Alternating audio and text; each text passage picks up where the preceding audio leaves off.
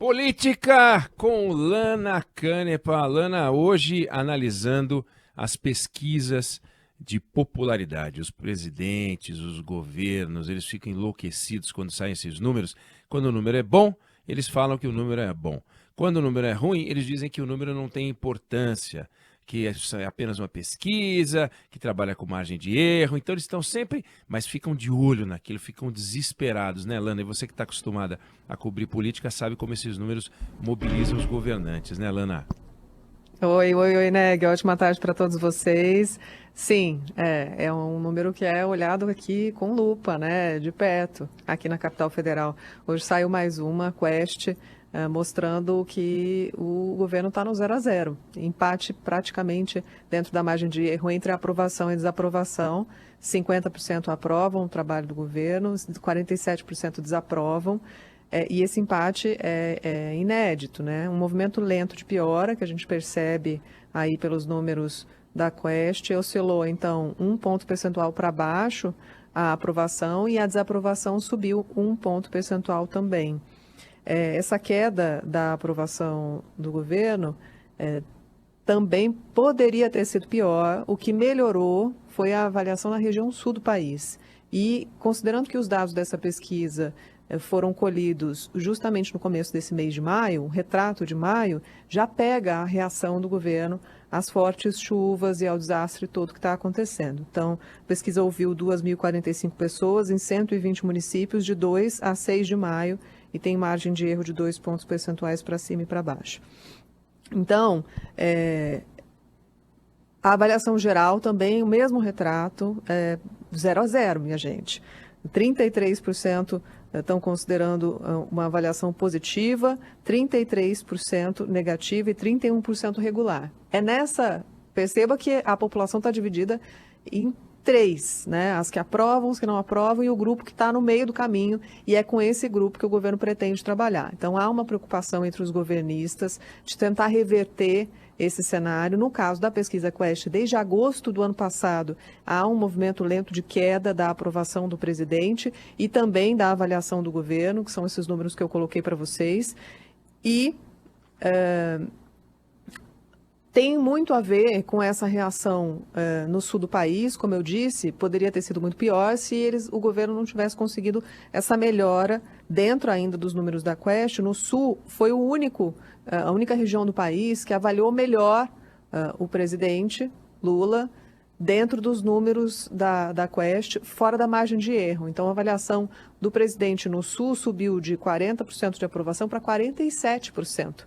Então, perceba que é um movimento importante, e por isso é que a gente assistiu à reação, né, dos ministros, enfim, com relação às fake news, falando mal da resposta do governo na região sul, porque é o que eles têm de mais caro nesse momento, que eles estão evitando qualquer tipo de risco, de abalo nessa confiança que o governo está construindo ao proteger, de alguma forma, ao oferecer alguma ajuda para a região sul do país. Então, a gente viu, por exemplo, uma preocupação excessiva do ministro da Comunicação, Paulo Pimenta. Ontem, lá no Palácio do Planalto, ele desceu para falar com os jornalistas 3 vezes ao longo da tarde, só por conta dessa história das fake news. Até porque, minha gente, vazou um áudio dele, né, xingando, reagindo a essa circulação de fake news aí, que estava atacando a ação do governo, dizendo que tinha tinha barreira, que as doações não estavam chegando, enfim, sabemos quais são as fake news que estavam circulando.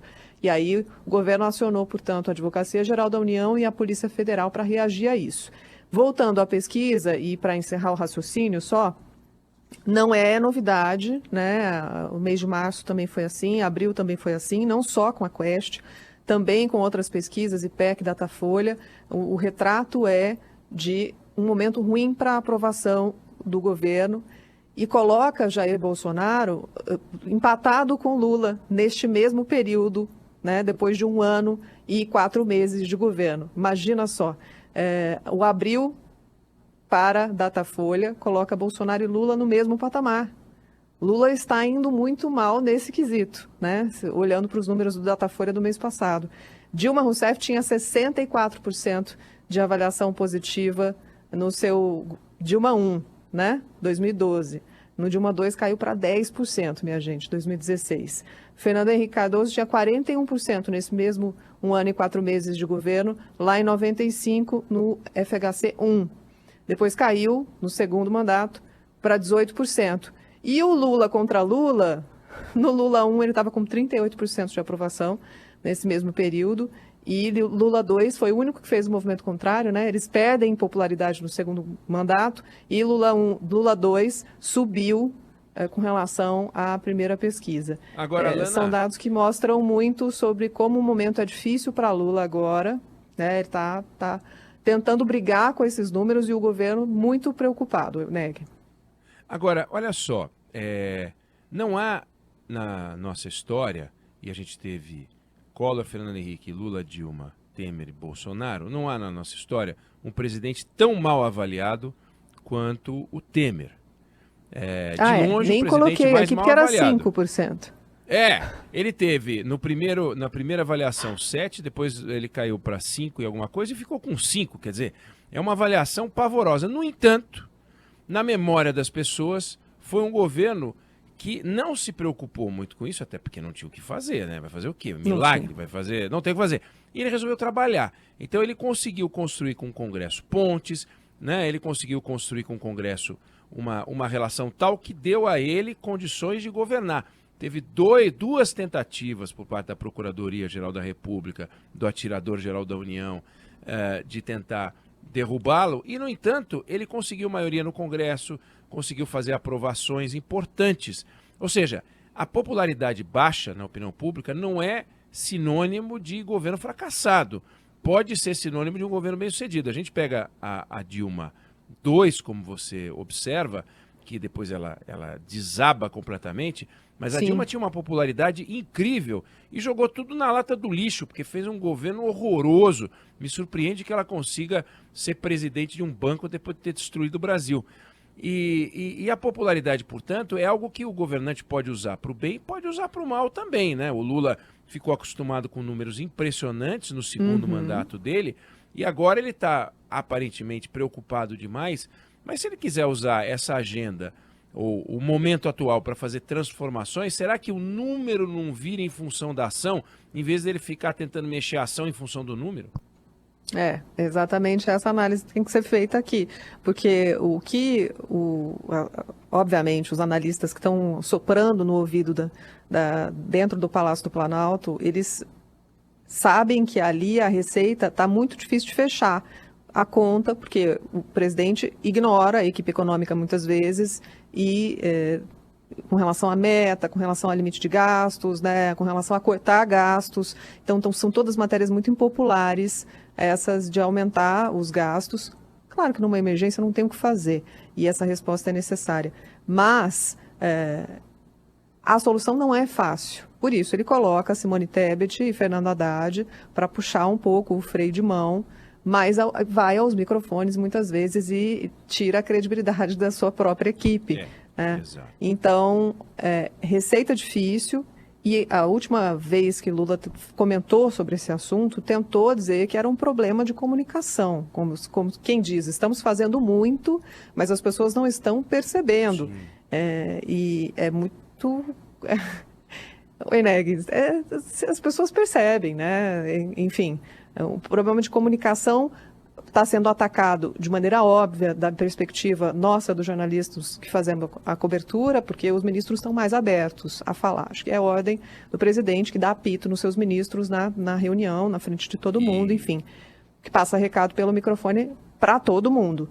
Então, eles estão mais dispostos a falar, estão tentando melhorar esse problema de comunicação, mas não me parece que essa seja a solução para as pesquisas, tanto que maio com relação a abril mudou praticamente nada, está estacionado de novo, o governo no 0 a 0 com relação às pesquisas de opinião. E lembrando que problema de comunicação é quando o governo não faz uma MP e a gente acha que fez, ou quando ele faz uma MP e a gente acha que ele não fez porque ele não está conseguindo explicar. Agora, quando ele agride o Congresso Nacional, que aprovou um projeto de lei, depois faz uma medida provisória contrariando a decisão do Congresso, isso não é um problema de comunicação.